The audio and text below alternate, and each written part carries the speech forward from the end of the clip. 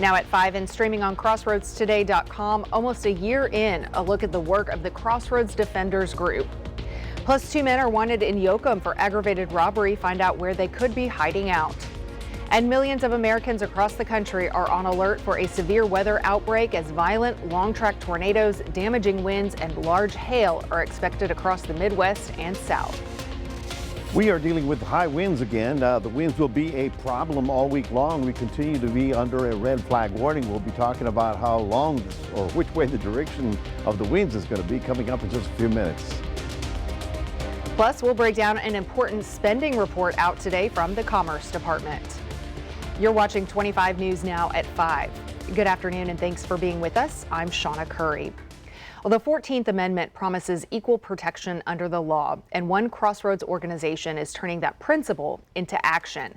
In just under a year, Crossroads Defenders has connected people in need with proper legal counsel. Chief Defender Brian Watson says the office keeps growing and is reaching residents who never had access to the services before. So we're bringing a lot of talent here to Victoria. We're going to, I think, really change the landscape of the legal community here in a positive way, in a way that this community is going to respond to positive. We want to, at the end of the day, leave our clients in a better position, of course, with their cases, but also with their lives. Crossroads Defenders is growing to have a total of 19 full-time attorneys on staff. The group is funded by the Texas Indigent Defense Condition. And Chief Public Defender Brian Watson is facing an indictment for misuse of official information in B County. Prosecutors say the case involves mishandled criminal case information from May 2023, released before it was public. Also charged is Whitney Rushing, a former district attorney's office employee. The Oversight Board decided last April to move forward with Watson's appointment, and Watson says new information on his case should be coming in the next few weeks. But this brings us to today's viewer poll. Has public defense access in the Crossroads improved over the past year? Yes or no? We want to hear your thoughts on it. Go to crossroadstoday.com/vote to give us your thoughts. And right now, 79% of voters say no, that public access has not improved over the past year. But continue voting. We'll have the latest numbers on 25 News Now at 6. Yoakum police need your help finding 2 wanted men. 25 News Now reporter Ray Mosley joins us now with details. Ray? Yes, Shawna. Yoakum police need your help finding 2 suspects wanted for aggravated robbery. They believe Daniel Joseph Gonzalez and Caleb Anthony Mares could be in the El Campo or the Eagle Lake area. Both men are considered armed and dangerous. If you see them, do not approach. Instead, call the police immediately. If you have any questions about their whereabouts, please call the Yoakum Police Department at 361-293-5234. Shawna? Bloomington Stronger Together is hosting its monthly meeting tomorrow evening. At the meeting, reports will be given by the Water District. They will have pros and cons of the incorporation. They will also hear from Commissioner Danny Garcia and about upcoming fundraisers. The meeting is at the VFW Hall and starts at 6:30 p.m. The Victoria County Republican Party meets tonight for a meeting. Former Israel Ambassador Yoram Ettinger is the featured speaker, giving insight on U.S.-Israel relations and current Middle East politics. The meeting begins with a social hour until presentations start at 5:30. It's located at the Sun Valley Event Center at 8793 U.S. 87 North. Well, the West Texas dust storm plus nearby grass fires, they're causing haze and smoke here in the Victoria area. Let's go over to Mac Perez, who has a first look outside and at our forecast. Mac, what are we seeing? Well, thank you very much. We're seeing winds just blowing back and forth, and that's really the only weather that we've got to deal with for the next 7 days. You see how they're fairly strong coming up out of the south. This is because all of the storms, those big spring storms, are moving farther to the north, so they're getting our wind going all the way up there. We're in that warm sector. We've got high fire danger, red flag warnings for, I don't know, almost as far as the eye can see. We'll have your 7-day outlook coming up in just a few minutes, so stay tuned. Back to you, Shawna. Well, the number of people killed from extreme weather across the Midwest and South has risen to at least 42. Fires and tornadoes claiming lives. The weather impacting millions of Americans. ABC's Alex Stone reports. In Alabama, Arkansas, Mississippi, and Oklahoma, 3 days of tornadoes and wildfires devastating communities. All you heard were things flying around, hitting the side of the house, glass shattering. Oh, it's here. In Rolla, Missouri, It's a father and son watched a tornado pass right by them. At least a dozen people are reported dead across that state. To the south in Arkansas, these new images show neighborhoods in Cave City blown apart. Marty Sellers' town of Ash Flat has widespread damage from a tornado. We were home the night of the storm, riding it out. Felt a little different about this one. I'm not too concerned of storms, but this one just felt a little bit different. Today, electrical crews and the National Guard have been out trying to clean up. Misty Drope's house is destroyed. There's a silence that happens before a strong storm hits you. And I said out loud, oh no, this is not good. You're in shock and it's like a bad dream, and the reality's starting to set in now, and it's like, now what do we do? It was a second tornado in less than a year to hit their town of Paragould, Arkansas. In Oklahoma, winds from the same storm have been fueling wildfires that have destroyed around 400 homes. In Stillwater, Oklahoma, the scene is ominous. Fresh burn scars with dust and debris carried in the wind. Seeing my city on fire and having my neighbors and my friends' homes burn in front of me and my firefighters has been the biggest challenge of my life. That critical fire weather stretches from Texas all the way up to North Dakota, impacting about 50 million Americans. Alex Stone, ABC News, Los Angeles. Recent layoffs at the National Oceanic and Atmospheric Administration, coupled with potential cuts and drastic changes to the Federal Emergency Management Agency, have sparked widespread concern about the nation's ability to respond to severe weather and natural disasters. On Sunday, President Donald Trump said his administration is ready to help those affected by the tornadoes and storm damage. Victoria's compost facility is set to reopen tomorrow with regular hours after a fire broke out Sunday afternoon. Facility staff and the Victoria Fire Department kept the flames contained and are keeping a close watch to prevent any flare-ups. There is no danger to the public, but you might still see some smoke coming from the area. Since it's a compost fire, it could smolder for a few days before it's completely out. And fire crews rushed to the Chamstar recycling facility in Dallas on Sunday, finding heavy flames and black smoke there. Firefighters attacked the blaze from the ground and above, working to get it under control. Most of what burned was pallets of paper materials. No one was in the area when it started and no injuries were reported. Hazmat teams responded as a precaution but found no hazardous materials. Crews are now digging through debris to put out lingering hot spots. The cause of that fire is still unknown. Well, Texas lawmakers and an advocacy group representing charter schools harshly criticized a tiny charter school network that has paid its superintendent up to $870,000 a year, making him one of the highest paid public school leaders in the country. To read the full Texas Tribune article, visit crossroadstoday.com. An important read on the economy with new data on retail sales out today. The Commerce Department saying they were up 0.2% for the month of February. It comes as Wall Street faces some volatility amid President Trump's escalating trade wars. ABC's Rena Roy has more on what this means. A new report out from the Commerce Department shows retail sales were up 0.2% in February, worse than economists expected, but signals consumers are still spending. You see where the spending happened. It was on things like personal care products and health care at things like drugstores. We did see a pullback in spending at restaurants and bars. I think that's very telling. People are starting to change their buying habits. This report is better than January's, which showed an unexpected dip in sales, nearly 1%, the highest drop in more than 2 years. Some stores seemingly feeling the effects. Clothing retailer Forever 21 filing for bankruptcy. Dollar General planning on closing 96 locations across the country. The company's CEO warning of a tough year ahead. It's been a bumpy few weeks on Wall Street as the Trump administration implements tariffs against goods from Canada, Mexico, and China.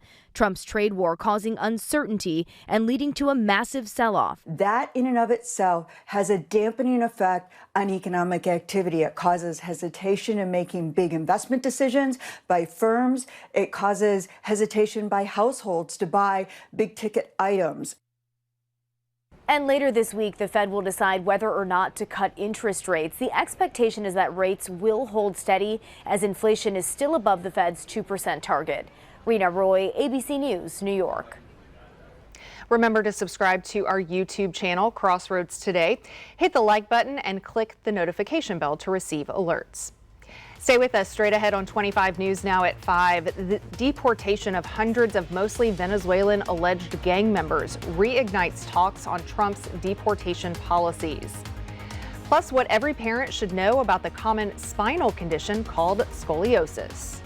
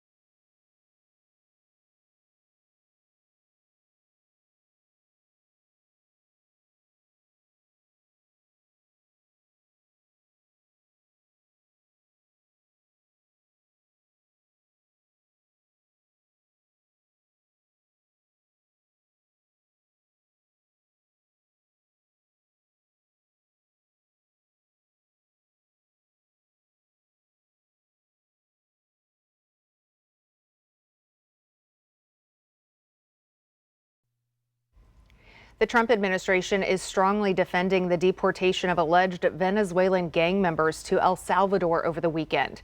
At issue, whether officials violated a judge's order in doing so.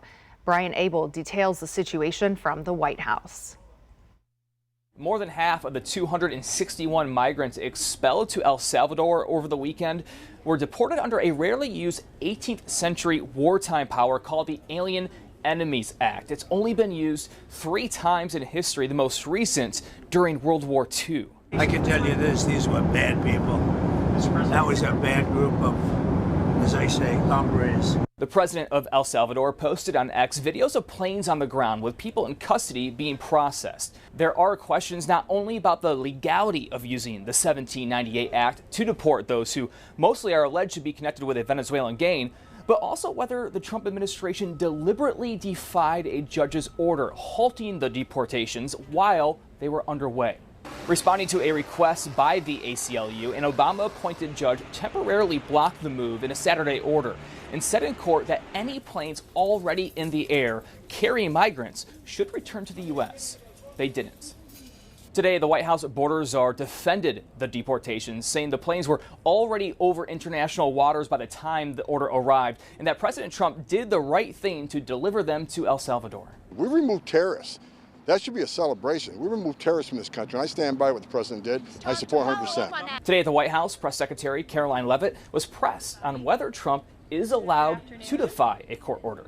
This administration acted within the confines of the law, again, within the president's constitutional authority and under the authority granted to him under the Alien Enemies Act. We are quite confident in that. A hearing on the ACLU filing against the deportations is expected today, where the judge has ordered the Trump administration to answer whether it violated his orders. At the White House, Brian Abel reporting.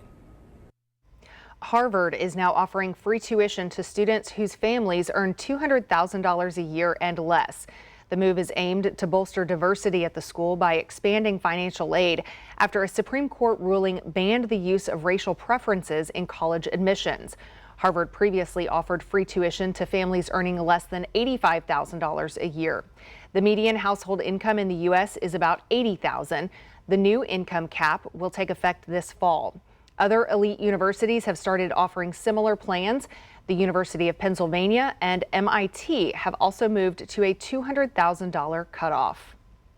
Cat owners take note. There is a new cat food recall. The brand Savage Pet is recalling large and small chicken boxes over bird flu concerns.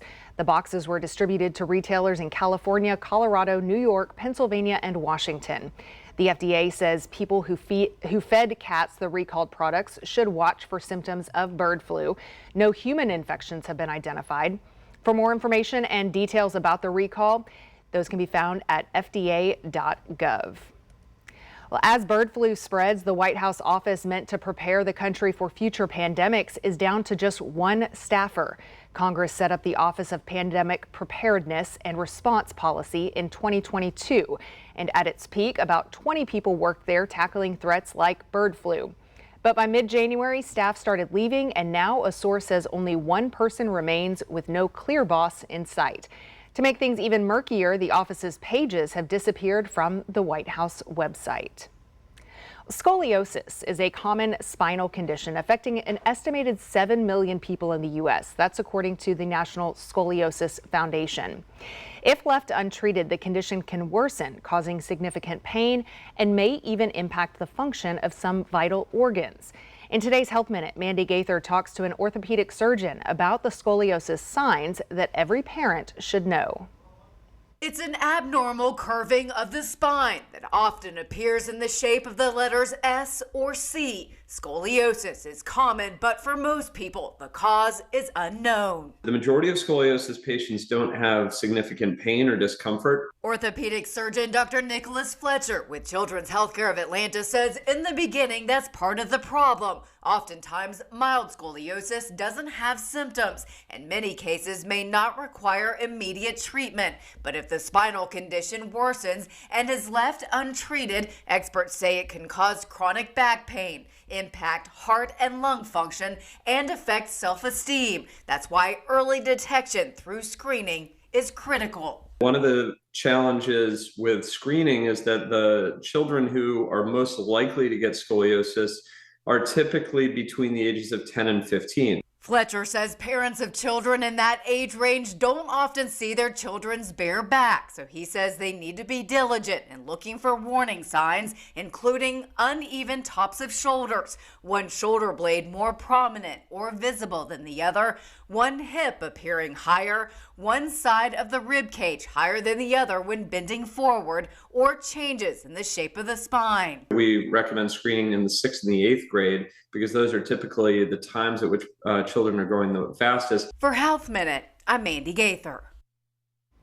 Dr. Fletcher says the most important thing for parents to do is make sure children see their pediatrician every year to be screened for scoliosis or monitored if mild scoliosis is detected.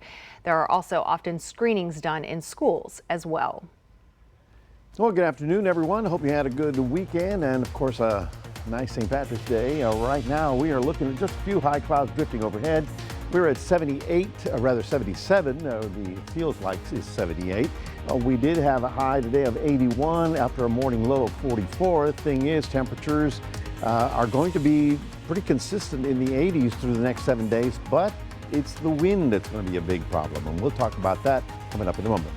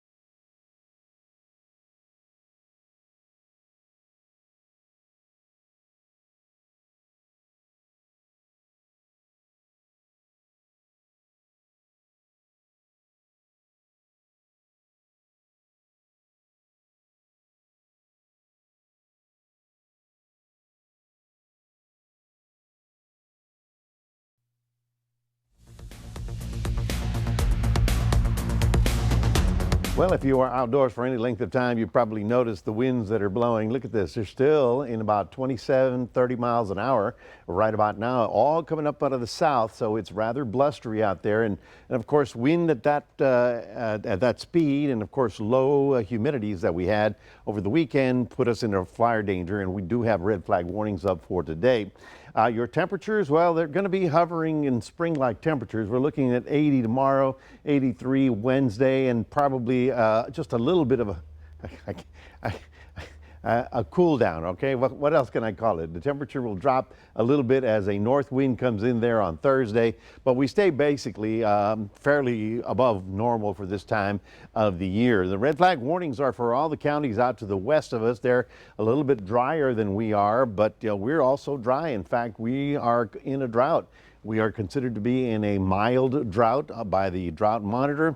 And for tonight, all this area in light orange there is basically a high wind advisory, but out here it's a high fire danger. And so pretty much anybody, here's Victoria County, from Beeville all the way out, it just continues to be very gusty, very dry, and of course that puts us in a problem. So far so good for us here in the Crossroads. You guys have been really good at making sure no fires take off. Humidity again dropped over the weekend. Right now you'll notice that we're in the 40 to 30 to 40% range along the coast, but obviously in the teens on the other side of San Antonio, where the dry air is really parked itself. You can see right about there.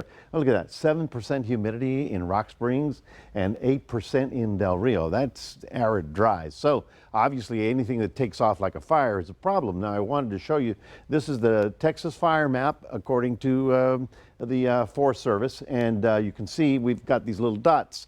Well, here's 1, 2, 3 dots in the hill country of big wildfires that took off over the weekend that are still active, okay? Also down to the west of Corpus Christi, out near Alice, and farther out in Duval County, 2 active fires right now, and 3 down in Hidalgo County, down in the Rio Grande Valley. So we do have active fires happening. We just don't want any to be occurring, in our neighborhood, because that's up to us, and that's why I'm congratulating you for making sure that things don't take off on us. There you see the strong gusty winds coming up out of the south. They'll be blustery all day tonight and tomorrow, and possibly for the next 7 days. I'll tell you why, because it's a matter of which way it's going to blow. Right now it's all coming up from the south because high pressure is over the Gulf and everything's streaming up into these storm centers. Now, the stormy weather tonight is in the northeast and moving away, so they're going to get a little bit of a break. But this is the next big weather maker, and fortunately for us, it's going to be traveling a little to the northwest and then across the plains. So it's basically too far south.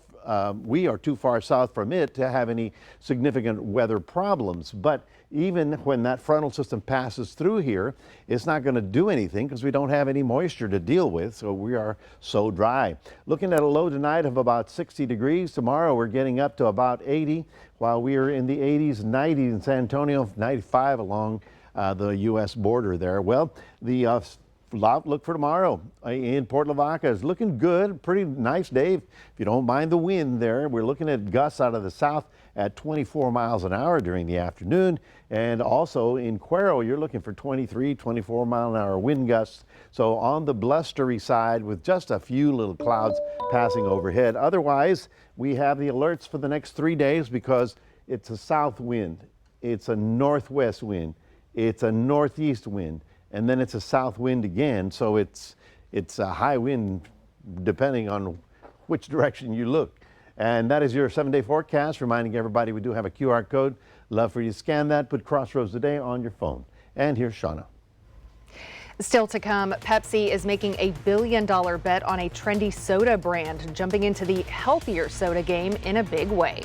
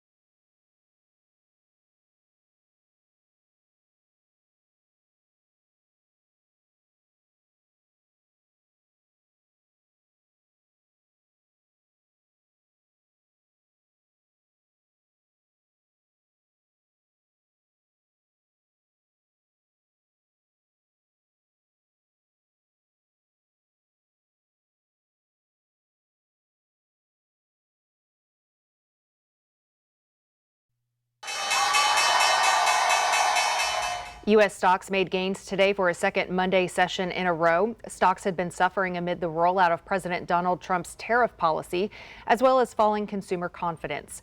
The Dow closed the day up by more than 350 points. The S&P 500 rose 36 points, and the Nasdaq rose 55 points. Oil is up 30 cents to $67.58 per barrel.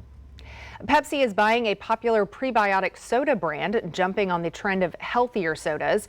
Under the deal, Pepsi will pay $1.6 billion for Poppi. Poppi has become increasingly popular since its appearance on Shark Tank in 2018. In January, Pepsi bought Siete Foods and the remaining half of the Sombra hummus brand as the company increases its lineup of healthier foods. Forever 21 has filed for bankruptcy again. It's the second time the retailer's U.S. operating company has filed in the past 6 years. In its filing Sunday, the company cited increased competition from foreign retailers of fast fashion. It's been struggling in recent years to keep up with Chinese-owned retailers Shein and Temu, especially since online shopping boomed during the pandemic. Forever 21 said it will hold liquidation sales at its U.S. stores, and it's trying to find a buyer for some or all of its assets. Forever 21 first filed for bankruptcy in 2019, but was able to stay afloat after being purchased by investors. Coffee drinkers, an important recall to tell you about. The Food and Drug Administration is removing more than 75,000 bottles of International Delight Creamer off the shelves. The agency also advises consumers with the hazelnut or Cinnabon Classic cinnamon roll flavored creamers to immediately throw them away. The FDA says the parent company of the brand initiated the voluntary recall after receiving complaints of spoilage and illness. So far, no word on how many people became sick. Well, don't go away. Get ready to celebrate. It is St. Patrick's Day, a holiday filled with history, tradition, and plenty of festive fun. This week, the aftermath of the extreme weather that hit parts of the U.S., plus the Republican spending bill and potential impact on veterans. World News Tonight with David Muir is America's most watched newscast.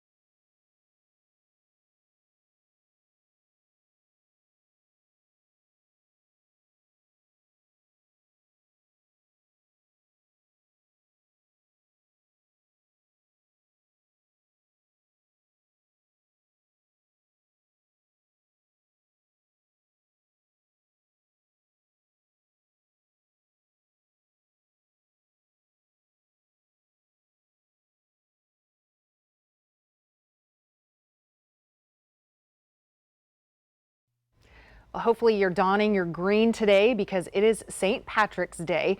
While the holiday is rooted in the patron saint of Ireland, it's since become a day of shamrocks, parades, and festive drinking across the globe. St. Patrick was a missionary who converted the Irish people to Christianity. People in Ireland typically go to church in the morning and then take part in festivities later in the day. The first St. Patrick's Day in the U.S. was celebrated in Boston in 1737. Now they have this huge tradition of dyeing the river there green. In Chicago. Big parades are also held in New York City, Chicago, and Savannah, Georgia. And we'll give you a break on wearing green. You have a good excuse. You know, I can't wear green on the green wall, but I have a green shirt. And my thoughts go back to Father Joseph O'Brien, who was the biggest Irishman in my life when I was a kid. So we thank him for all of that. Well, folks, the winds are going to be the big problem. We continue to be buffeted from the south for today. Tomorrow night, a north wind blows in. So basically, we've got red flag warnings likely through the next 3 days. So let's just continue to be cautious. You're doing a great job of making sure that no wildfires take off in our area. All right. We need rain to green up the grass and the trees, but none in sight. Not happening soon. All right. Well, thanks for joining us. We'll see you at 6.